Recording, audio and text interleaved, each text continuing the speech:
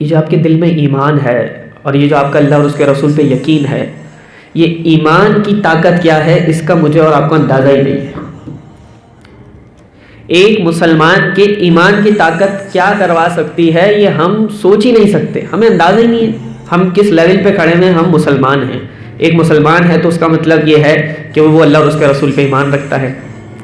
ایک مسلمان ہے تو اس کا مطلب یہ ہے کہ اس کے پاس ایک اور ہتھیار بھی ہے، جو ہتھیار اس کے پاس ہو تو پھر وہ کبھی مایوس نہیں ہوتا۔ وہ ہتھیار کیا ہے؟ تو حضور علیہ السلام نے فرمایا مومن کا ہتھیار دعا ہے۔ جب ہتھیار میرے پاس ہر وقت ہے تو میں دنیا کے کسی تہ خانے میں بھی بند ہو جاؤں تو ہتھیار تو میرے پاس ہے، اٹھاؤں ہاتھ اور رب سے دعائیں کروں، تو یہ ہتھیار ہے مومن کا، ایمان کی طاقت ہے۔ تو ایک مسلمان کے ایمان کی طاقت اس سے کیا کروا سکتی ہے، اس نقطے کو سمجھانے کے لیے ایک بہت طویل واقعہ ہے، تاریخی واقعہ ہے تاریخ کا، جسے علامہ ارشد القادری صاحب نے اپنی تصنیف زلف و زنجیر میں رقم بند کیا ہے، قلم بند کیا ہے، لیکن وہ پڑھنے کے قابل ہے، وہ سننے کے قابل ہے۔ تاریخی واقعہ ایک، وہ پڑھ کے انسان کی آنکھیں اشک بار ہو جائیں، انسان کے دل کے جذبات امنڈ آئیں، انسان کا ایمان تازہ ہو جائے کہ جب بندہ اگر اکیلا ہو نا، اکیلا تنہا ہو، سنگل ہو، تو وہ مایوس نہ ہو کہ یار میں اکیلا کیا کر پاؤں گا، یار یہ درس میں صرف کچھ لوگ ہی آ رہے ہیں، ہر ہفتے ہم محنت کرنے کچھ اور لوگ آ رہے ہیں۔ ابھی جیسے پھر عامر بھائی بتا رہے تھے کتنے لوگوں کو دعوت دی، کوئی ایک آ رہا ہے، کوئی نہیں آ رہا، کوئی دو آ رہے ہیں، تو انسان پھر جاتا ہے مایوسی کی طرف۔ وہ سوچتا ہے یار کیا میں محنت کرتا رہتا ہوں، چھوڑو بس چلتے رہو، ہم جا رہے ہیں کافی نہیں کیا، چلو دین کا کام ایسے بھی چل جائے گا۔ تو دین کا کام تو واقعی ایسے بھی چل جائے گا، لیکن بات یہ ہے کہ آپ اپنا کتنا حصہ ملا پائے، یہ تو سعادت کی بات ہے، میں اپنا کتنا حصہ ملا پایا۔ تو ایک مسلمان تنہا ہی کیوں نہ ہو، اکیلا، اور دنیا کے کسی کونے میں کیوں نہ ہو، لیکن اس کے دل میں اگر ایمان ہے تو ایمان کی طاقت بہت کچھ کروا سکتی ہے۔ اب وہ کیا کچھ کروا سکتی ہے یہ آپ ذرا سنیں۔ عرب کے سوداگر، تاجر، بزنس مین، تو تھوڑا تاریخی واقعہ ہے، اس کو آپ نے بالکل ذہن کو جوڑنا پڑے گا، اور یہ آپ لوگ خوش نصیب ہیں کہ ابھی شروع میں بیٹھے ہوئے، ممکن ہے ابھی جو بعد میں آئے انہیں پھر سمجھ میں نہ آئے، تو آپ ابھی سے کنیکٹ ہو جائیں گے ساکیے سے۔ عرب کے سوداگر تھے، تاجر تھے، بزنس مین تھے۔ اسپین سے ان کا جو وہ جہاز تھا، بحری جہاز، سمندری جہاز، تاجروں کا روانہ ہونے لگا، اسپین کے ساحل سے روانہ ہو رہا تھا، اور اس میں کون سوار تھے؟ عرب کے تاجر، عرب کے بزنس مین، سوداگر۔ وہ اسپین سے روانہ ہو گیا، سب لوگوں نے الوداع کیا، بحری جہاز سے سمندری جہاز بڑھا۔ آج بھی آپ چلے ہیں تو سمندر پہ آپ کو نظر آ جائے گا، بڑے منوٹن کے حساب سے بڑے بڑے جہاز کھڑے ہوئے، 4 بلڈنگز اس پہ بنی ہوئی ہیں، سوئمنگ پول ہے، پورے ایک الگ دنیا آباد ہے ایک سمندری جہاز پہ، اتنے بڑے، تو اتنے بڑے سمندری جہاز ہوتے ہیں، یہ تو آج کے دور میں ہمیں دیکھنے کو ملتا ہے۔ اب عرب کے تاجر، عرب کے سوداگر اس جہاز میں سوار ہوئے، کوئی بزنس کا سامان تو کچھ تھا لے کے جا رہے تھے، اس میں ایک نوجوان بھی سوار تھا، اور وہ نوجوان مسلمان تھا۔ کیا تھا؟ اس کے دل میں ایمان تھا۔ کیا تھا؟ ایمان کی طاقت۔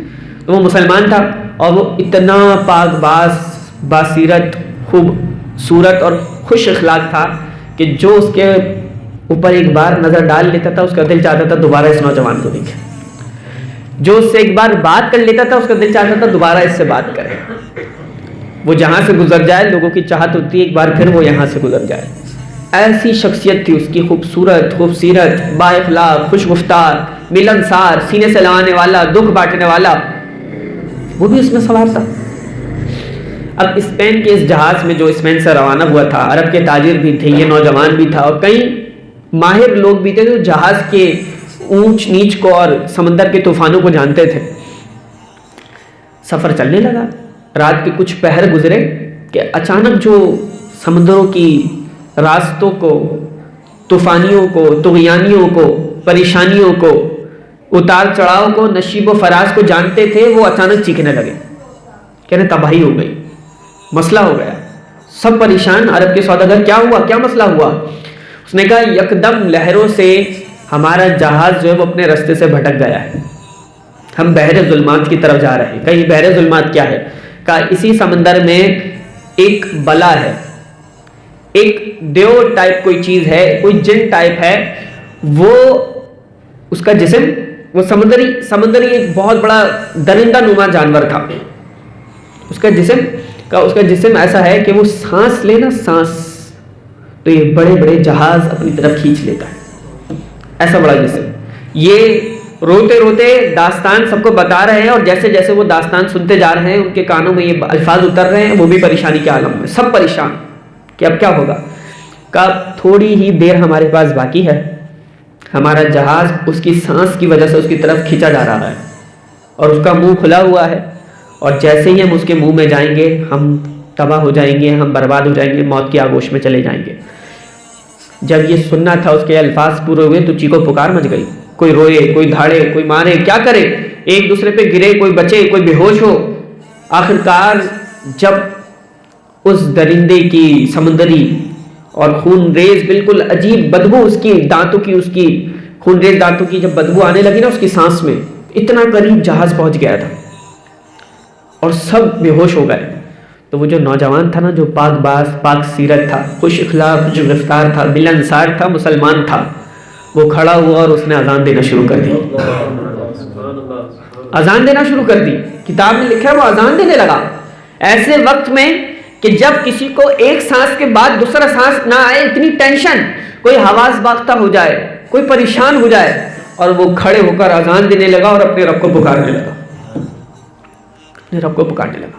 وہ کہتا ہے کہ میں نے اذان دی اور اذان کے الفاظ ادا کر رہا تھا، میری آنکھیں بند تھیں کہ اچانک میں نے محسوس کیا کہ زوردار چیز سے جہاز ٹکرایا، اور جیسے ہی ٹکرایا نا بس میں نے پھر کلمہ پڑھا اور میں سمجھ گیا کہ اب ہم اس کے منہ میں جانے والے ہیں، اور میں نے کلمہ پڑھا اور میرے منہ سے نکلا یا محمدہ.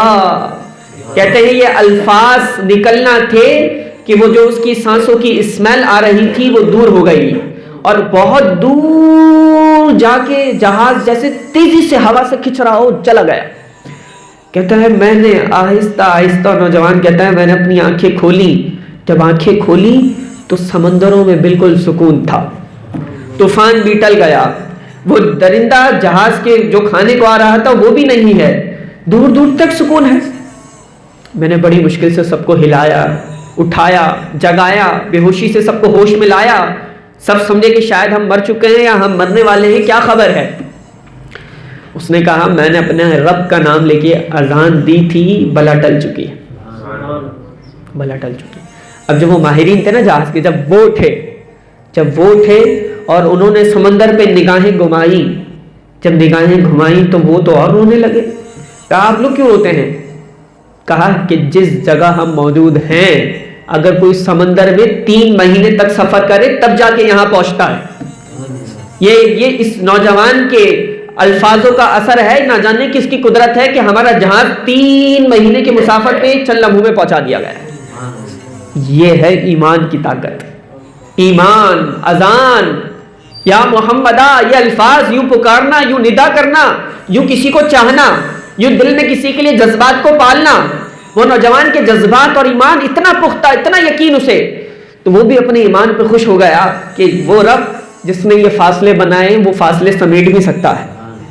3 مہینے کے سفر کر کے جو پہنچے، یکدم ایک لمحے میں وہاں جہاز پہنچ گیا، سکون ہو گیا. جہاز چلتا جا رہا ہے، بالکل سکون ہے. یکدم پھر چیخو پکار مچنا شروع ہو گئی. وہ آپ نے سنا ہوگا یہ تو طوفان سے پہلے کی خاموشی ہے. یہ طوفان سے پہلے کی خاموشی. جب طوفان آنے والا ہوتا ہے تو سمندر کی لہروں پہ، طغیانیوں پہ بالکل خاموشی چھا جاتی ہے، اور اس خاموشی سے میں اور آپ اور ایک عام سا بندہ سمجھے گا کہ شاید سمندر بڑے سکون میں ہے، لیکن جو ماہر لوگ ہوتے ہیں وہ پڑھ لیتے ہیں کہ بڑا طوفان آنے والا ہے. اور میں نے آپ کو بتایا اس جہاز میں ماہر لوگ بھی شامل تھے جو اس راستوں کو، اونچ نیچ کو، نشیب و فراز کو، طوفانوں کو جانتے تھے. جب انہوں نے یہ سمندر کی لہروں پر سکون دیکھا تو وہ پھر چیخو پکار کر کے رونے لگے. کہا کہ کچھ لمحوں میں جہاز بہت بڑے طوفان میں آنے والا ہے اور سمندر میں ایک بہت بڑا طوفان اٹھنے والا ہے اور ہم میں سے کوئی بھی نہیں بچے گا. یہ پیشن گوئی کر دی. یہ پیشن گوئی کرنا تھی. پھر قرآن مچ گیا، پھر قرآن مچ گیا. ہر کوئی روئے، کوئی بلکے، کوئی ایک دوسرے کو سنبھالے، کرے تو کیا کرے. ایک عجیب کیفیت میں سب جی رہے ہیں. ایک ایک کر کے سب بے ہوش ہونے لگے، سب بے ہوش ہونے لگے. درود شریف پڑھیں. اللہم صلی، جگہ بنایا گیا جو اللہم صلی علی سیدنا مولانا محمد مادن الجود والکرم وآلہ وبارک وسلم صلاۃ و سلام علیک یا سیدی یا رسول اللہ. تو آپ کیا سن رہے ہیں؟ ایمان کی، بولیں ایمان کی طاقت۔ یہ وہ ایمان ہے جو میرے اور آپ کے اندر ہے، لیکن مجھے اور آپ کو اس کی طاقت کا اندازہ نہیں ہے۔ تو آج اب طاقت کا اندازہ آپ کو ہو جائے گا کہ میں اور آپ کیا چیز ہیں۔ ہم مسلمان ہیں الحمدللہ بھائی، ہم کیسے مایوس ہو جائیں؟ ہمارے پاس دعا ہے، ہتھیار ہے ہمارے پاس۔ تو وہ اس نے اعلان کیا کہ بھائی سمندر میں تو طوفان آنے والا ہے، یہ اعلان کرنا تھا۔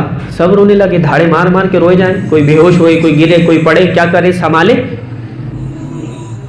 ایک ایک کر کے سب بے ہوش ہونے لگے۔ وہ بے ہوش ہوتے جا رہے تھے اور سمندر کی لہریں طوفان بنتی جا رہی تھی، اتنی اونچی اونچی لہریں کہ جہاز نیچے آنے لگا، وہ لہریں اوپر جانے لگی۔ اور وہ نوجوان دیکھنے لگا، نوجوان مایوس نہیں ہوا، نوجوان اس نے پھر اذان دینا شروع کر دی۔ جو مشکل وقت میں اذان کتنا کام آتی ہے سنیں، اس نے پھر اذان دینا شروع کر دی۔ وہ اذان دیے جائے، اللہ اکبر اللہ اکبر، وہ خوبصورت الفاظ، وہ خوبصورت آواز، وہ خوبصورت انداز، وہ یقین کی کیفیت، وہ ایمان کی کیفیت۔ وہ اذان دینے لگا، سب بے ہوش پڑے ہیں۔ یکدم ایک بڑی لہر آئی اور اس لہر نے جہاز کے 2 ٹکڑے کر دیے۔ چیخ و پکار، کوئی جاگے کوئی بے ہوش، سمندر میں سب ڈوبنے لگے، کوئی چیختا کوئی پکارتا، آہستہ آہستہ سب کی چیخیں دب گئی اور سب اسی سمندر میں چلے گئے۔ اب آپ کہیں میں تو ایمان کی طاقت بتا رہا ہوں، یہ سب چلے گئے؟ تو اچانک ایک لہر اٹھی، ایک لکڑی کا تختہ اس نوجوان کے قریب لا کے چھوڑ دیا۔ اس نوجوان نے اس لکڑی کے تختے کو پکڑ لیا، سب ڈوب گئے۔ جس کے ایمان کی طاقت تھی اللہ نے اس کو بچا لیا۔ سمندر کے بیچ میں موجود ہے، رات کی تاریکی ہے، طوفان آ چکا ہے، اب کرے تو کرے کیا ہی؟ اس نے وہ تختہ مضبوطی سے پکڑا، ایک ہاتھ سے تیرنا شروع کیا، تیرتے تیرتے تیرتے تیرتے سمندر میں اتر رہا ہے۔ بیچ سمندر، رات کی تاریکی، کتنا تیرے گا بندہ؟ آخر کار اجالا پھوٹا اور اس کی ہمت جواب دے گئی۔ جیسے اجالا پھوٹا تو اسے نظر آیا کہ کوئی پہاڑ ہے اور سمندر کا کنارہ بھی قریب آ گیا۔ سمندر کا کنارہ قریب دیکھ کے اس کے اندر ایک امید سی جاگی، تھوڑی اور ہمت، بس رہ گیا ہے سفر۔ تو وہ ہمت کر کے تھوڑا سا اور آگے بڑھا۔ سمندر کے کنارے پہ جیسے ہی وہ پہنچا، بے ہوش ہو گیا۔ اتنی نکاہت، اتنی کمزوری، پوری رات سمندر کے کھارے پانی میں سفر کرنے کی وجہ سے، یوں تیرنے کی وجہ سے پوری رات اس کا جسم بوجھل ہو گیا، غذا کوئی پیٹ میں گئی نہیں، کمزوری کا عالم، وہ بے ہوش ہو گیا۔ صبح ہو چکی تھی، جب دھوپ نے اس کو کچھ توانائی دی، اس کا جسم سوکھا، کچھ حرکت پیدا ہوئی تو وہ جاگا۔ اور وہ جاگنے کے بعد اس نے نگاہیں اٹھائیں تو ایک جنگل تھا، اس جنگل میں وہ گیا۔ اور جنگل میں جانے کے بعد اس نے کہیں کچھ تلاش کرنا شروع کیا کہ میں سب سے پہلے اپنے کچھ کھاؤں اور اپنی جان بچاؤں۔ چلا تلاش کرنے لگا۔ اب جنگل میں کچھ بھی نظر نہ آیا سوائے پھل کے علاوہ۔ پھل بھی کون سا؟ سیب۔ ایک درخت تھا، تھوڑا آگے ہو جائے، ایک درخت تھا، اور ایک درخت تھا اور اس درخت پہ سرخ قسم کے سیب تھے، سرخ۔ یکدم اس بھوک کے عالم میں جب اس نے اس سیب کو دیکھا، شاخیں بھی لٹکی ہوئی، اس نے سیب کو توڑا اور کھانا شروع کر دیا۔ جب اس نے سیب کھایا تو اتنا لذیذ سیب، وہ کھایا جائے اور سوچے بس کھانے کے بعد میں کوئی جگہ محفوظ تلاش کرتا ہوں، اس جنگل میں سے نکلتا ہوں، یہ سوچ ہی رہا تھا، یوں سے چکر آئے، وہیں گر گیا، بے ہوش ہو گیا۔ شام کا وقت ہو چکا تھا، بے ہوش ہو گیا۔ پوری رات وہ بے ہوشی کے عالم میں رہا اور اسی جنگل میں درمیان میں پڑا رہا پوری رات۔ اب آپ کی پھر سبحان اللہ نکلنے والی ہے۔ جب وہ پوری رات اس میں پڑا رہا نا، دوسرے دن کی صبح میں اس جنگل میں حکیموں کا ایک گروپ جو ریسرچ کرنے نکلا ہوا تھا، وہ اس جنگل سے گزر رہا تھا کہ اچانک اس کی ایک درخت کے نیچے لاش پہ نظر پڑی۔ جب وہ لاش پہ نظر پڑی تو حکیم فوراً قریب ہوا، اس نوجوان کو پکڑا اور اس نوجوان کو دیکھا تو نوجوان میں سانسیں چل رہی تھی۔ اس کی نفس کو پکڑا، اس کو دیکھا، بالکل ٹھیک تھا، نوجوان ٹھیک تھا لیکن بے ہوش تھا، رات سے بے ہوش تھا۔ نوجوان کو اس بے ہوشی کے عالم میں دیکھ کے حکیم نے کوئی جڑی بوٹی اس کے ناک کے پاس رکھ دی۔ حکیم تو پھر حکیم ہے نا، ناک کے پاس جیسے ہی رکھی وہ نوجوان ہوش میں آ گیا، لیکن نکاہت اور کمزوری اتنی تھی کہ اس سے رہا نہیں گیا۔ پھر حکیم کہتا ہے کہ پورا ریسرچ گروپ تھا، حکیم کہتا ہے کہ میں نے دیکھا کہ کچھ تو اس نے کھایا ہے. تو وہ کہتا ہے میں نے نا سیب کے چھلکوں کو دیکھا، اور پھر یکدم میں نے دیکھا تو وہ درخت سیب کا تھا، اور وہ سیب دکھنے میں تو بڑے خوبصورت تھے لیکن وہ زہریلا پھل تھا. وہ زہریلا پھل تھا، وہ جو کھا چکا تھا. اب وہ زہریلا پھل کھا چکا تھا، اس کے پیٹ میں زہر تھا، اس نے فوراً کچھ جڑی بوٹی اس کے حلق میں ڈالی، اسے 2-4 الٹیاں ہوئی، زہر سارا باہر ہو گیا. پھر ایک اور جڑی بوٹی کھلائی، وہ نوجوان توانائی آگے کھڑا ہو گیا. اسی وقت حکیم نے سیٹ کر دیا، وہ اس دور کا حکیم تھا نا، ٹھیک کر دیا بالکل، وہ کھڑا ہو گیا نوجوان. اب بتاؤ کیا داستان ہے، کیا کر رہے ہو؟ اس نے پوری داستان سنائی. وہ سمندر کا طوفان، وہ طغیانی، وہ پوری رات سمندر میں تیرنا، پھر یوں آنا یوں پڑے رہنا. جب اس نے یہ پوری رات کی داستان سنائی کہ رات کو میں نے کل شام میں پھل کھایا تھا اور ابھی آپ آنکھ کھلی تو آپ لوگ سامنے، ایک رات گزر گئی. سب نے سر پکڑ لیا. کہا کیا ہوا؟ کہا ہم اس بات پہ حیران ہیں کہ وہ جنگل ہے کہ جہاں مغرب ہونے کے بعد اگر کوئی گزر بھی جائے تو وحشی درندے جانور اسے چھوڑتے نہیں ہیں، انسانوں کو کھا لیتے ہیں. حیرت اس بات پہ ہے کہ تم پوری رات یہاں پڑے رہے، نہ زہریلے سانپ تمہارے پاس آئے، نہ وحشی جانور تمہارے پاس آئے. گویا وہ دل میں کہہ رہا تھا تم کیا جانو گے، یہ تو میرے ایمان کی طاقت ہے، یہ تو میرے ایمان کی طاقت ہے. اس کے ایمان کی طاقت نے اسے رات بھر اس کی حفاظت کی ہے. ان حکیموں میں سے ایک حکیم نے کہا کہ آپ اگر قبول فرمائیں تو میرے گھر کی دعوت قبول فرمائیں، میں آپ کو اپنا مہمان بنانا چاہتا ہوں. کیونکہ اس حکیم نے بھی، حکیم جو حکیم ہے نا بھائی، اس نے بھی دیکھ لیا تھا یہ نوجوان کوئی عام نہیں ہے جس کی پوری رات جنگل میں گزری ہو اور پھر بھی کچھ نہ ہوا ہو. کہا میری دعوت قبول فرما لیں.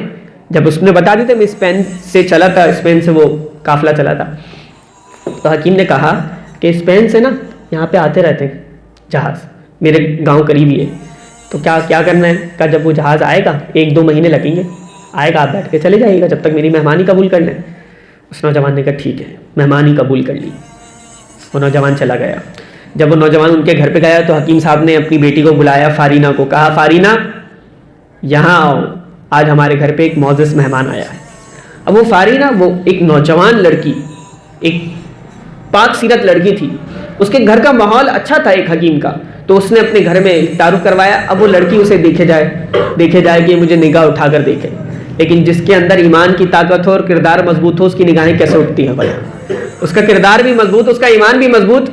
وہ اپنے اندر کتابوں میں لکھا ہے کہ وہ اپنے اندر سوچنے لگی کتنا مغرور انسان ہے، پتہ نہیں کیا ہے، پتھر کا بنا ہے کہ کیا ہے، مجھے دیکھتا بھی نہیں ہے. پھر یکدم اس کو خیال آیا نہیں یہ خیال غلط ہے، یہ اس کے کردار کی مضبوطی ہے، یہ اس کی تربیت کی مضبوطی ہے کہ اس کی نگاہیں میری طرف نہیں اٹھ رہی. تو حکیم صاحب نے کہا بیٹی ایک ہی تھی کیا کریں؟ حکیم صاحب نے کہا کہ ان کو کسی چیز کی کمی نہیں ہونی چاہیے، یا آپ کے اوپر مامور ہیں، آپ ان کی خدمت کریں. کئی مہینوں جو ہے نا وہ نوجوان رہا ہے اور ایک بار بھی اس نے یہ موقع نہیں آنے دیا کہ اس لڑکی کو کہا ہو کہ مجھے یہ کام کر دیں. بہت بڑی بات ہے.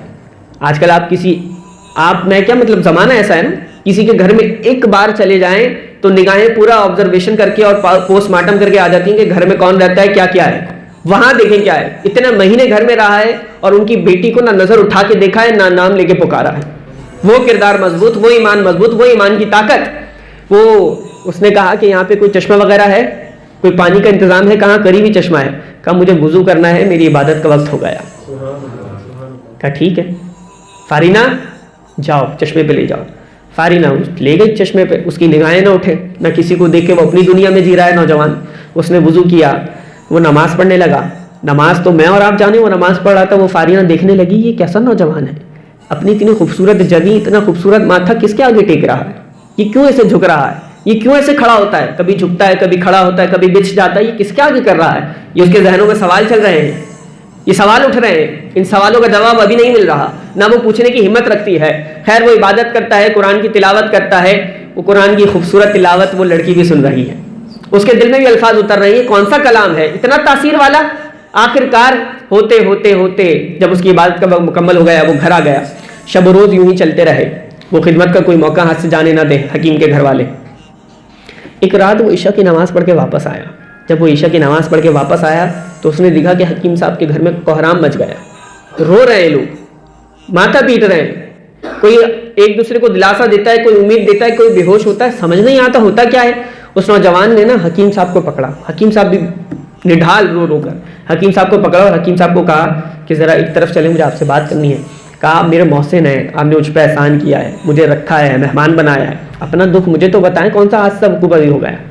حکیم صاحب نے بڑی ہمت جمع کرتے ہوئے کہا کہ ایک یہ جو گاؤں ہے نا، اس گاؤں کی ایک داستان ہے. کا کیا داستان ہے؟ کا یہ ہے سمندر کے ساحل کے بہت قریب. کا پھر کا سمندر میں کئی مہینوں اور کئی سالوں بعد طوفان اٹھتا ہے اور اس طوفان کی وجہ سے پورا گاؤں تباہ ہو جاتا ہے. کا پھر کہا ایک جادوگر تھا اور اس جادوگر نے کہا کہ اس کا حل میں آپ لوگوں کو دے سکتا ہوں، بستی والوں میں دوں گا حل. کا کیا حل دیا؟ نوجوان سن رہا ہے. اور بات کس پہ چل رہی ہے؟ ایمان کی طرف. وہ نوجوان سن رہا ہے. وہ حکیم صاحب بڑے بجھے ہوئے لہجے میں دکھی انداز میں بتا رہے ہیں کہ اس جادوگر نے ایک حل دے دیا. کا کیا حل؟ کا اس نے راجا کو جب حل دیا نا، راجا سے کہا حل میں بعد میں دوں گا کیونکہ میرا حل بہت امپورٹنٹ ہے. کا کیا؟ کا حل لینے سے پہلے آپ نے وعدہ کرنا ہوگا آپ اس حل پہ عمل کرو گے. کا اچھا ویٹ. سب سے مشورہ کیا. کا وعدہ کر لیں، ہماری بستی بچ جائے، ہمیں اور کچھ نہیں چاہیے، جو بھی حل ہوگا ہم اس پہ عمل کریں گے. جادوگر نے کہا حل اس کا یہ ہے کہ آپ اپنے گاؤں میں سے ہر 6 مہینے بعد ایک نوجوان کنواری لڑکی کو دلہن بنا کے اس دریا میں ڈال دو، بھیٹ چڑھا دو، آپ اس طوفان سے بچ جاؤ گے، آپ کا گاؤں بھی بچا رہے گا. یہ سننا تھا کیونکہ راجا تو وعدہ کر چکا تھا، سب نے زبان دے دی تھی، لیکن سب کی بیٹیوں پہ بات آ گئی، سب پریشان ہو گئے. لیکن کریں تو کریں کیا؟ بات تو ماننی ہے، گاؤں تو بچانا ہے، بستی تو بچانی ہے. یہ پوری داستان نوجوان کو سنائی جا رہی ہے اور نوجوان سن رہا ہے. وہ حکیم صاحب رو رہے ہیں. کا پھر اس کا انداز کیا ہے؟ کا اس کا انداز یہ ہے کہ ہم قرآن دازی کرتے ہیں، جس گھر کی بچی کا نام آتا ہے کنواری کا، نوجوان کا، اسے دلہن بناتے ہیں اور مندر میں جا کے دریا کے پاس چھوڑ دیتے ہیں. صبح اس مندر سے دریا میں سے لاش نکالتے ہیں اور پھر ہندوانہ رسومات ادا کرتے ہیں اور اس لاش کو سمندر کے سپرد کر کے آ جاتے ہیں. اس نوجوان نے کہا حکیم صاحب میرے سوال کا جواب تو ابھی بھی اس میں نہیں ملا. کہا تمہارا سوال کیا ہے؟ کہا میرا سوال یہ ہے کہ آپ کے گھر میں کوہرام کیوں مچا ہے؟ کہا میرے گھر میں کوہرام اس لیے مچا ہے کہ میری جو ایک لوتی بیٹی ہے نا فارینہ، اس کا نام قرآن دازی میں آ گیا ہے اور کل 14ویں رات ہے اور اسے اس طرح سے دلہن بنا کے ہم چھوڑ آئیں گے اور اس کا جنازہ صبح نکلے گا، اس کی میت صبح نکلے گی، لاش. یہ کہہ کے حکیم صاحب پھوٹ پھوٹ کے رونے لگے. نوجوان نے کہا کوئی مسئلے والی بات نہیں ہے، اس کا حل میرے پاس موجود ہے. کوئی دکھ کا مارا ہو، حالات کا ہارا ہو اور آپ کے سامنے موجود ہو اور آپ اسے ٹھنڈے الفاظ کہہ کر امید دلا دیں، یہ بھی بڑی عبادت ہے، یہ بھی بڑے ثواب کا کام ہے. آپ اپنے لفظوں سے کسی کو دلاسا دے دیں. ہم تو مشکل وقت میں اور بندے کو مار دیتے ہیں، اس بیماری میں تو وہ بھی مر گیا تھا، آپ کیسے جی لیں گے؟ وہ بندہ بیمار ہے، عیادت کرنا ہے، وہ بھی نہیں بچا تھا، ہمارے پیچھے اس بندے کو بیماری، وہ بھی گیا اس بیماری میں. وہ اگلا بندہ مریض سوچا ہاں میں بھی گیا. اللہ کے ولی جس کے پاس جائیں الفاظ سے ایسی موتی اور پھول بکھیرے کے سامنے والے کو امید جاگ جائے. وہ کہنے لگا اس کا کوئی مسئلہ نہیں ہے، اس کا حل میرے پاس ہے. کا کیا حل ہے؟ کہ اس کا حل ایک ہے. وہ حل یہ ہے کہ آپ اپنی بیٹی کی جگہ مجھے اس پالکی میں بٹھا دیں، میں اس مندر میں بند ہو جاؤں گا. حکیم صاحب نے کہا سب کچھ قبول ہے، لیکن میں اپنی غیرت پہ یہ گوارا نہیں کرتا کہ میں اپنے مہمان کو بھیٹ چڑھا دوں. کہا میں بھیٹ چڑھوں گا ہی نہیں، آپ بے فکر ہے، میرے پاس ایک طاقت ہے، ایک پاور ہے. انہی کی زبان میں سمجھانے لگا. کہا وہ جو بلا ہے نا سمندر کی جو دلہن کو کھا جاتی ہے، میرے پاس پاور ہے، میں اس دلہن کو، اس بلا کو ایک ہی بار مار دوں گا، پھر وہ ہر 6 مہینے بعد بلا نہیں آئے گی، نہ بیٹی کسی کی دینی پڑے گی. کہا اچھا. بات تھوڑی سی سمجھ میں آئی. حکیم صاحب نے آ کے گھر میں کہا، لیکن اس نے نوجوان نے کہا یہ راز کی بات ہے حکیم صاحب، صرف آپ کو پتا ہو اور آپ کے گھر والوں کو، اور کسی کو نہ پتا ہو. کہا ٹھیک ہے. یہ کہہ کر سب کو حکیم صاحب نے اعتماد میں لیا. حکیم صاحب نے اعتماد میں لیا. اب ایک اصول یہ تھے کہ جیسے ہی سورج ڈھلتا تھا وہ لڑکی ایک کمرے میں بند ہو جاتی تھی، حکومت کی طرف سے ایک جوڑا آتا تھا، وہ جوڑا پہنتی تھی اور اس کے بعد اس لڑکی کو دیکھنے کی اجازت کسی کو بھی نہیں ہوتی تھی، نہ ماں باپ دیکھ سکتے تھے، نہ کوئی قریب آ سکتا تھا. وہ حکومت کی طرف سے دروازے پہ آ کے پالکی لگ جاتی تھی، اس پالکی میں بیٹھتی تھی، مندر میں چلی جاتی تھی، کوئی دیکھ ہی نہیں پاتا تھا. یہ تو اچھا ہو گیا نوجوان کے لیے. پالکی لگ گئی، مغرب ہوئی تو سب ایک عجیب کیفیت ہے، کیونکہ سب کی نظر میں تو اب اس میں کون بیٹھنے والا ہے؟ اس محلے کی دوشیزہ لڑکی، پاک باز لڑکی بیٹھنے والی ہے، فارینہ. سب کی نظر میں یہ ہے اور حکیم صاحب جانتے ہیں کہ کیا ہونے والا ہے. وہ نوجوان اس جگہ پہ بند ہو گیا اور فارینہ کو ایک محفوظ جگہ پہ رکھ لیا گیا. وہ نوجوان کی طرف حکیم صاحب نے دروازے پہ لا کر جوڑا رکھا جو حکومت کی طرف سے بادشاہ نے، راجا نے بھیجا تھا کہ یہ جوڑا پہن لو، روانگی کا وقت ہوا ہے. उस नौजवान ने अपने कपड़ों पे वो जोड़ा पहना और पूरा अपने आप को सेपरेट और पैक कर लिया, बिल्कुल नज़र ना पड़े किसी की, और पालकी में बैठ गए। पालकी में बैठा, लोगों ने रवाना किया, वहाँ जाके मंदिर में गेट खोला, मंदिर के अंदर बिठा दिया, नौजवान मंदिर के अंदर बैठ गया। वो कहता है बाहर जो पंडित वगैरह खड़े थे उन्होंने अपने मंत्र शंतर पढ़े, जो भी पढ़ना था, रसूमात अदा की, और फिर वो चले गए। कहते हैं वो चले गए और उन लोग ने एक वक्त बताया था कि रात का कोई आखिरी या दरमियाना पहर होता है और उस पहर में इस समंदर में कोई बला या जिन आता है। उसने कहा अब मैं तन्हा मंदिर में बैठा हुआ हूँ, होना तो ये चाहिए कि डर लग जाना चाहिए, डरना चाहिए, सामने समंदर की मौजें और लहरें हैं, लेकिन क्योंकि उसके अंदर क्या थी, ईमान की, अब ईमान की ताकत जो मैं लेकर चला हूं ना आपको समझाने के लिए कि ईमान की ताकत क्या है, मैं और आप क्या हैं, दुनिया को हम क्या करके दिखा सकते हैं। ये जो मेरे अंदर और आपके अंदर ईमान की ताकत है, ईमान के जज्बात है, हमारा यकीन है, ये क्या है। वो नौजवान कहता है वो मैं दुल्हन का जोड़ा पहना हुआ हूँ, वो मैं बैठा हुआ हूँ, मंदिर बंद है, लॉक है, मैं कहीं भाग भी नहीं सकता, और सामने बिल्कुल समंदर की लहरें और मौजें, खिड़की खुली हुई है। कहता करना क्या था, बावजू तो मैं था, मैंने जोड़ा उतारा दुल्हन का एक तरफ, मैं अपना लिबास तो पहना हुआ था, और मैंने फिर अजान देना शुरू कर दी, वो कहता है मैं अजान देकर फिर मैं अपनी नमाज पढ़ने लगा, मैंने अपने रब से बातें की, मैंने नमाज पढ़ी, मैंने कुरान की तिलावत करना शुरू कर दी। वो कहता है अचानक मैंने देखा कि समंदर की लहरों पे एक अजीब कैफियत बन गई, एक अजीब खून रेज दांत निकले हुए एक अजीब बड़ा कोई जिन उभरता है और वो करीब बढ़ रहा है मंदिर की तरफ। वो कहता है ये देखने लगा ना तो फिर मैंने फिर अजान देना शुरू कर दी, और फिर मेरे मुंह से जो अल्फाज निकलते थे वो यही थे, या मुहम्मदा अल मदद या मुहम्मदा। हुजूर तवज्जो फरमाए, आपका उम्मती परेशानी में है। वो कहते हैं ये अल्फाज में अदा कर रहा था और अजान भी निकल रही थी, ये अजान के अल्फाज निकलते हैं, या मुहम्मदा निकलता है। इतना कहना था कि आसमान की तरफ से एक नूर की किरण फूटी और वो बला दो टुकड़े होकर समंदर की लहरों पर धुएं की तरफ बिखरने लगी, जैसे वो बला ज़िबा हो गई हो, समंदर की लहरों पे एक धुआं हो गया, बिल्कुल सुकून हो गया। वो कहता है मैं तो और सुकून में आ गया, फिर मैं और सुकून से इबादत करने लगा। कहता है मैं इबादत करने लगा और जब सुबह का वक्त हुआ तो फिर सारे मंदिर, राजा के सारे कमांडर्स पहुंचे कि चलो अब दुल्हन की लाश निकालनी है।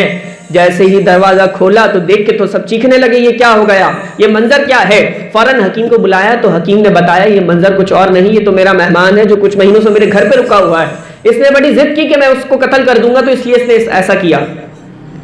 राजा ने कहा कि तुम्हारे पास कौन सी ताकत है जो तुमने ऐसा किया। उसने कहा मेरे पास मेरे ईमान की ताकत है, मेरे ईमान की ताकत है, मेरे ईमान की ताकत ने ये किया है, उसको ज़िबा कर दिया, वो नहीं आएगा। राजा ने सारे बस्ती वालों को जमा किया, कहा जो ईमान की ताकत इसके पास है क्यों ना हम इसका दीन कबूल कर लें।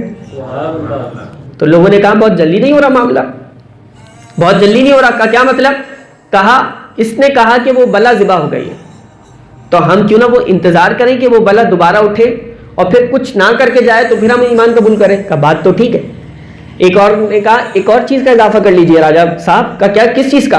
कहा सिर्फ इंतजार ऐसे ही ना किया जाए, बल्कि मंदिर के अंदर दुल्हन को भी बंद कर दिया जाए और इसको भी बंद कर दिया जाए, पूरी रात गुजारी जाए, फिर देखा जाए कि दोनों जिंदा रहते कि नहीं। इतना कहना था तो वो नौजवान कहने लगा अब एक और बात का भी इजाफा कर लीजिए। का क्या बात है। का वो बात यह है कि मेरा दीन इस्लाम मुझे इजाज़त नहीं देता कि एक जगह दुल्हन आपकी जो वो मंदिर के अंदर हो, मैं बिल्कुल खुली फिजा में मंदिर के बाहर पहरा दूंगा, पूरी रात खड़ा रहूंगा और जिंदा रह के दिखाऊंगा। का ठीक है। पहले तो सिर्फ अपनी ज़ात का इम्तिहान था, अपने रूहानियत का इम्तिहान था, अपने लेवल का इम्तिहान था। अब तो उसने पूरे दीन की तर्जुमानी कर दी, अपने यकीन की तर्जुमानी कर दी, अपने ईमान की तर्जुमानी कर दी। शब रोज़ गुजरने लगे, वही 14वीं रात है, पालकी लगी हुई है, दुल्हन उसमें आके बैठ जाती है, वहां जाके मंदिर में बंद हो जाते हैं और वो पीछे बाहर खड़ा है। वहां से कमांडर्स, पंडित सब रवाना हो गए, सब वापस चले गए। अब क्या मंजर है, पूरी रात गुजर जाती है, कोई बला नहीं आती और वो सुकून से अपनी इबादत करता रहता है। जब सुबह लोग लेने आते हैं तो लड़की से पूछते तुम बताओ क्या मामला हुआ। वो तो समझते थे लड़की बाहर मुर्दा निकलेगी, लड़की भी जिंदा मुस्कुराते हुए। कहा तुम बताओ क्या मामला हुआ। लड़की ने कहा मैं ऐसे नहीं बताती। कहा फिर। कहा जितने बस्ती वाले बच्चे, बूढ़े, औरतें, बुजुर्ग सबको जमा किया जाए, मैं फिर बताऊंगी रात को क्या हुआ है। सबको जमा कर लिया। जब सबको जमा कर लिया तो फिर उस नौजवान दुल्हन ने, उस लड़की ने कहा कि बात यह है कि रात में जब तुम सब ने मुझे इन दीवारों में कैद कर दिया اور میں مندر کے اندر بیٹھی ہوئی تھی تو نہ جانے کون سی ایسی طاقت اور کیفیت تھی کہ یہ دیواریں بھی نہ چھپ سکیں اور دیواروں سے پردے ہٹ گئے اور مجھے یہ نوجوان نظر آنے لگا تھا. کہا پھر کیا ہوا؟ کہا مجھے نوجوان نظر آتا تھا, کبھی یہ ہاتھ اٹھاتا تھا, کبھی یوں کھڑا رہتا تھا, کبھی جھک جاتا تھا, کبھی زمین پہ بچھ جاتا تھا, اور اس سے بڑا منظر جو میں نے دیکھا وہ منظر یہ تھا کہ ایک نورانی کرنیں آسمان کی طرف سے آتی تھی اور اس کے سینے میں جذب ہو جاتی تھی. کہا پھر کیا ہوا؟ کہا ہونا کیا تھا؟ نہ کوئی بلا آئی, نہ کوئی جن آیا, نہ کوئی طوفان تھا, سکون سمندر میں تھا, اور میں پوری رات اس کو دیکھتی رہی. اور یہ دیکھنا صرف ایسا نہیں تھا بلکہ دیکھنے نے کام کر دیا. کہا کیا کام کیا؟ کہا کام یہ کیا کہ تم لوگ کرو نہ کرو میں تو رات کو ہی مسلمان ہو گئی, اس کا دین اسلام قبول کر لیا, رات کو ہی دین اسلام قبول کر لیا ہے. اتنا کہنا تھا کہ راجا نے کہا آخری جو نشانی تھی وہ بھی ہمیں مل گئی, اب ہم بھی انتظار نہیں کرتے, پوری بستی والے مل کے مسلمان ہو گئے. ایمان کی طاقت, ایمان کی طاقت. ایک نوجوان, وہ بھی اننون, اجنبی, پوری بستی اور علاقے کو مسلمان کر گیا. اس نے پھر کھڑے ہو کے اعلان کیا کہ مسلمان تو ہو گئے ہو, اب ایک اور فریضہ انجام دیتے ہیں, یہاں پہ مسجد بنانی ہے. سب سے خوبصورت اور حسین جگہ کا انتخاب کر کے راجا نے کہا یہاں مسجد ہے. کہا پھر مسجد یہاں ہے تو پھر تکبیر بھی یہاں ہے, اذان بھی یہاں ہے, نماز بھی یہاں ہے, ابھی سب مل کے یہاں نماز پڑھیں گے. اسی وقت نماز پڑھائی. پوری اس گاؤں کی, اس بستی کی سرزمین پہ پہلی بار رب کے آگے سب نے مل کے سجدہ کیا.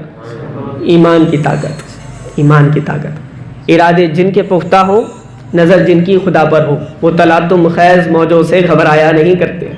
جن کے ارادے پختہ ہو, جن کی نظر خدا پر ہو, جو مسلمان ہو, جو مومن ہو, تو پھر ان کے ارادے جب پختہ ہیں اور نظر خدا پہ ہے, ان کا تعلق پھر کہیں اور سے جڑا ہوا ہے, ان کے پاس غیبی ایک مدد ہوتی ہے. پھر ایسے ہی نہیں وہ گھبرا جاتے حالات, پھر وہ کچھ ہوتے ہیں. اور وہ کون ہوتے ہیں؟ وہ مومن ہوتے ہیں, وہ مسلمان ہوتے ہیں, ان کے دل میں ایمان کی طاقت ہوتی ہے. اور پھر وہ برملا کہہ سکتے ہیں کہ ہم کوئی عام نہیں, ہم مسلمان ہیں, ہمارے پاس ایمان کی طاقت ہے. تو اس نوجوان کے پاس بھی کیا تھی؟